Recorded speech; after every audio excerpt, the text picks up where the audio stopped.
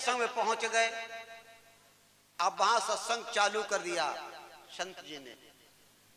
अब वो बता रहे हैं कर्म कैसा होना चाहिए, धर्म कैसा होना चाहिए, मेरा बुद्धि कैसे होना चाहिए, हमारे कैसे प्रकार, सारी बातें सिखाते हैं। और बाद में भगवान का भजन करने के लिए, भगवान को पाने के लिए कौन सा रास्ता अपनाना चाहिए, क्योंकि तभी तो तुम सभी सुखों की खान को पाओगे। महात्मा जी समझा रहे हैं, सत्संग में बताया जा रहा है कि आए लोगों, एक समय अगर भगवान की गोद में बैठना है, भगवान से मिलना है तो क्या करना पड़ेगा। अब सब लोग बड़े ध्यान से सुन रहे हैं। कहा एक समय एक राजा था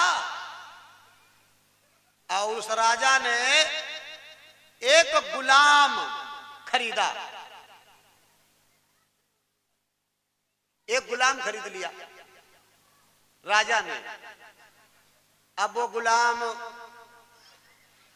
राजा के सामने खरीद के आया तो राजा ने उससे पूछा, तुम तो मेरे गुलाम हो। कहा हाँ साहब, हम आपके गुलाम हैं। कहा तो क्या खाओगे। तो उसने कहा जो आप मुझे खिलाएंगे मैं वही खाऊंगा, मैं तो आपका गुलाम हूं। अच्छा क्या पियोगे, जो आप पिलाएंगे वही मैं पीऊंगा। क्या पहरोगे, आप जो पहराओगे मैं वही पहरूंगा। क्या करोगे, जो आप हमसे काम करवाओगे मैं वही काम करूंगा। कहां रहोगे, जहां मुझे रखोगे मैं वहां रहूंगा। गुलाम कहता है जैसे तुम मुझे रखोगे वैसे मैं रहूंगा। मैं तो तुम्हारा गुलाम हूं, मैं अपनी मर्जी का कुछ कर ही नहीं सकता। जैसी तुम्हारी मर्जी मैं वैसा रहूंगा। राजा सारी बातें सुनकर के, ऐसे भाव विचार सुनकर के सिंहासन से उतर पड़ा और उस गुलाम को अपनी बाहों में भर लिया, सीने से लगा लिया। अरे गुलाम, तू मेरा गुलाम, फिर ऐसा गुलाम हो गया बगैर मेरी मर्जी से कुछ करेगा ही नहीं, तू कहीं रहेगा नहीं, अब तू मेरे पास रहेगा। जो मैं खाऊंगा वही तू खाएगा, जो मैं पहनूंगा वही तू पहनेगा, क्योंकि तूने मेरे मन को जीत लिया, तूने अपना कुछ रखा ही नहीं, इतना बड़ा मेरा गुलाम बन गया। यही महात्मा जी बता रहे थे कि वो परमात्मा, वो भगवान एक राजा है और हम उसके गुलाम बन जाएं। जैसा मुझे रखेगा हम वैसे रहेंगे, जैसा खिलाएगा वैसा खाएंगे, जैसा पहराएगा वैसा पहरेंगे, जिस प्रकार से मेरे जीवन को चलाएगा वैसे रहेंगे, उसी की मर्जी मर्जी मिला देंगे तो एक दिन वो मुझे अपने गले से जरूर लगा लेगा। ये बता रहे हैं सत्संग बैठे महात्मा जी। लेकिन हम करते क्या है, गुलाम ही नहीं बन पाते हैं, हम उसकी मर्जी के बन ही नहीं पाते, अपनी मर्जी लगाते हैं। तो अब उनके मन में आने लगा अब भी मैं ऐसे ही रहूंगा, हमें अपनी कोई मर्जी नहीं, जैसी तेरी मर्जी। अब बताया भी यही गया है, हमारी तुम्हारी मर्जी चलेगी थोड़े। इसलिए सत्संग यही बताता है कि हमें केवल अपने इष्ट का गुलाम बनना है, अपने मालिक का गुलाम बनना है, उसकी मर्जी में मर्जी मिलाना है कि हमें तो ज्ञान है नहीं इससे हानि होगा या लाभ होगा, यह है। ज्ञान हो जाएगा तो दिन हम कुछ हो नहीं जाएंगे, हम तो ज्ञान है, इसलिए हम उसकी मर्जी से चलें, उसी की मर्जी से रहें और जैसा मुझे रखे। तभी संत महात्मा ने यही तो कहा है, संत महात्मा कहते हैं, जब संत महात्मा ज्ञानी होते वो यही कहते हैं। एक जगह और मर्जी की बात बताई गई है। एक समय एक महात्मा जी थे,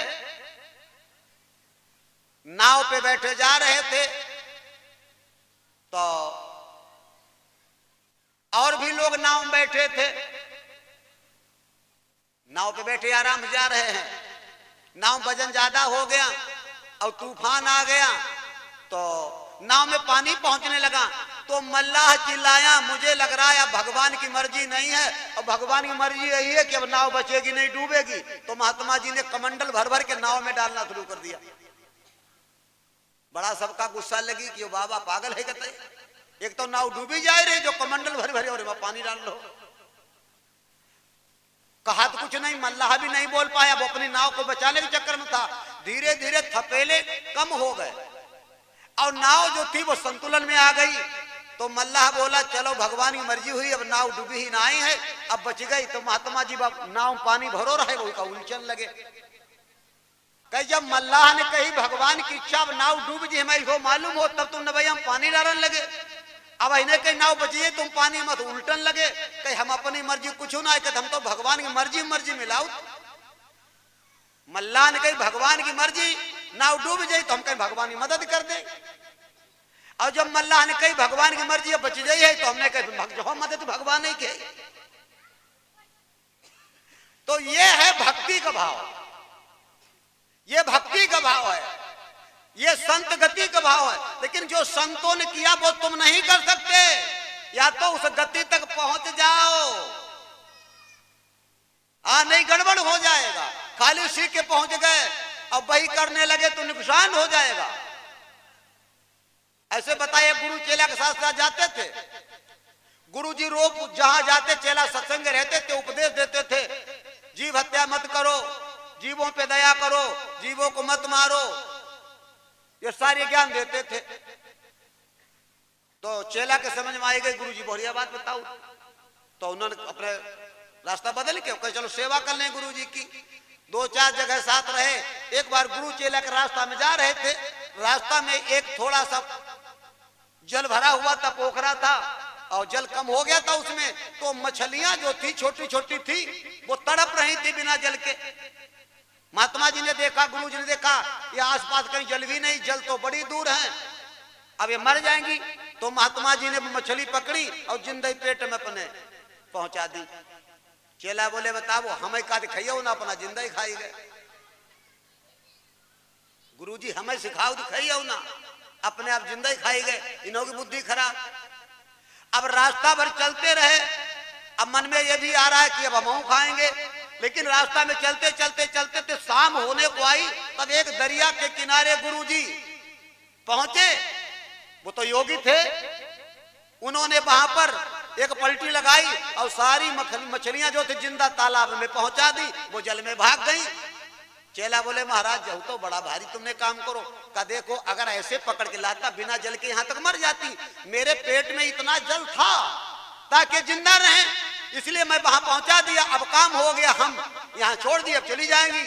चेला सोचने लगे जहाँ का होने रास्ता में खाई ना ले पापा हुई जाते, हम थोड़ा ही धोकर पहुंचते। क्योंकि पूरा जब साधन सीख जाता है प्राणी तभी तो ज्ञानी होता है, वैसे अज्ञानी ही रहता है। तो हम आप आज बड़ा श्रद्धा भाव के साथ सत्संग सुने हैं, भगवान के पाने के साधन सीख रहे हैं। पहले तो सत्संग कितना कीमती है तुमने जाना, उसके बाद भगवान के हम होने के लिए उसके हो जाएं। बस 2 ही साधन भगवान के हैं, या तो भगवान तुम्हारा हो जाए या तुम भगवान के हो जाओ।